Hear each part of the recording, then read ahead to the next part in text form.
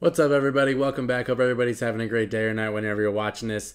We got to talk about Joel Embiid's MVP candidacy because the dude is having the best season of his career.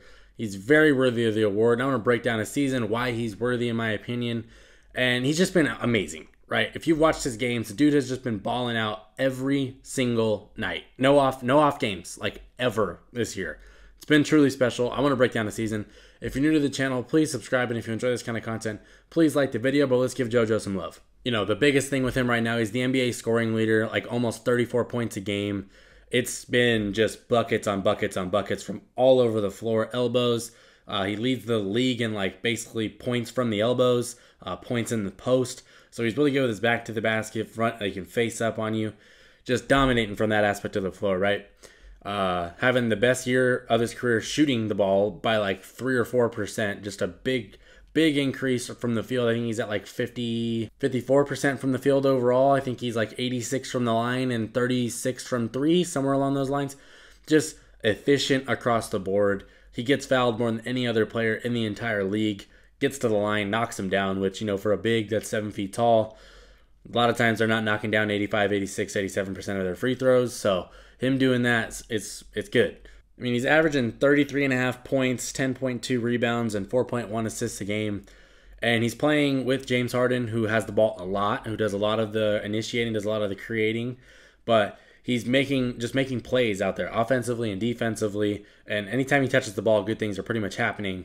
And I want to talk about his defense, too, because he's definitely one of the best bigs on defense in the entire league. He is going to go out there and he's going to get you like 2 blocks a game. I think he's at like 1.7 or something like that on the season. He's like top 6 or 7 in blocks a game. He's going to go out there and he's going to get you a steal. So he's going to be productive on that end. But he does a lot of contesting.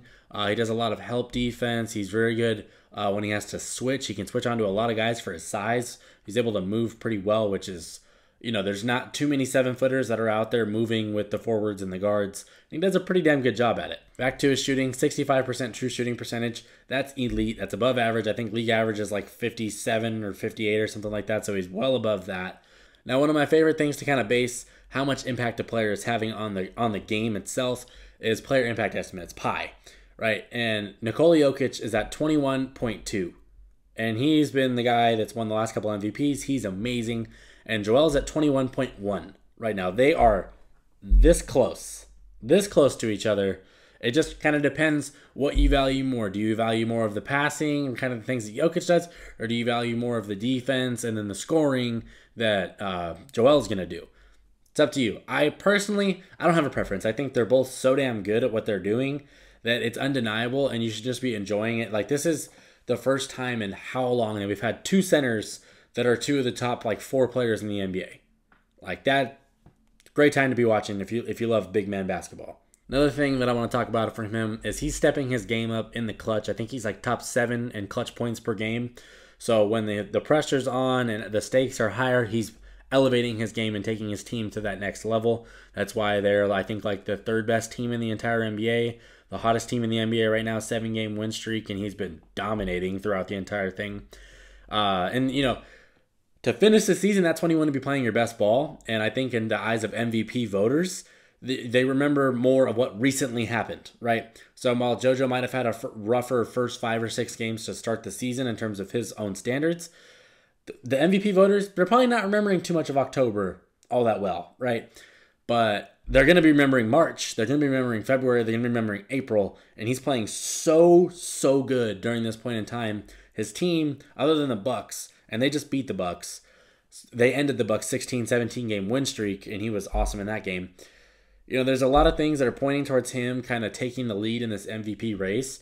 While I don't think it's, you know, like a landslide or anything, I literally think this is like 51 or, yeah, okay. So I would say since the top 3 guys are Joel, Nikola, and Giannis, I would say it's probably Joel at like 35%, Joker at what, like 33%, and then, you know, Giannis at 30%, and then Tatum and those guys taking out the last few percentage. So I think it's really close. It's kind of a weird tangent I went on right there, but I think it's really close for the award. But I think Joel is kind of barely taking the lead to finish the year because he's playing his best ball right now.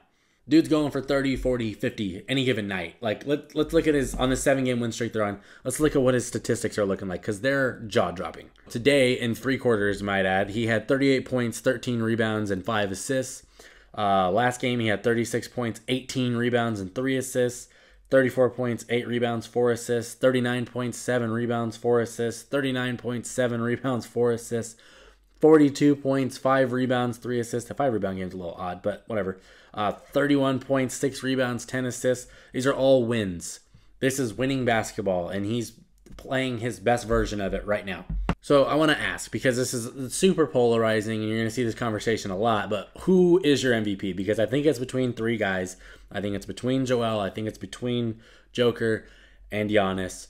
I would say my order right now, and this is very subject to change over the next 12 games because I think it is so close amongst all 3 of them. I would say it's probably Joel, Jokic, and then Giannis, but you're talking like you're splitting hairs to make this work. So I think it's really interesting because it's been a minute since we've had 3 guys in the race for the MVP. It's mostly been 2 for the last like decade plus. So who is your MVP right now? Who do you think is going to finish with the MVP? I think Joel Embiid is playing his best ball at the perfect time, and I think that's going to result in him probably getting the award. That's my prediction. Now, that's not to say that I don't think Jokic or Giannis are deserving. Those 2 dudes are deserving as hell, so if they won, that's fair. I agree. Like, I'm not going to argue it. That's fair. They're very worthy. That's what makes this race so good, is that you have 3 guys that are also worthy. So, in my opinion, there's really no wrong pick. It's just more of what you prefer. And we'll see what the voters prefer at the end of the year. But I would say right now, with like 10, 12 games left in the season, I would say Joel's probably putting his stake in first place right now. But if you disagree, let me know why in the comments. If you agree, let me know why in the comments. All 3 dudes are amazing. But I just want to give Joel some love because he gets hated on for the free throws and stuff like that. But the team is playing amazing. And he's the biggest reason why. So if you're new to the channel, please subscribe if you enjoy this kind of content. Please like the video. But shout out Joel Embiid. You're definitely worthy of the MVP award if it goes your way. We shall see. This is going to be fun. It's going to be a fun finish, and I'm excited for it. So thanks for watching. I'm done. Peace.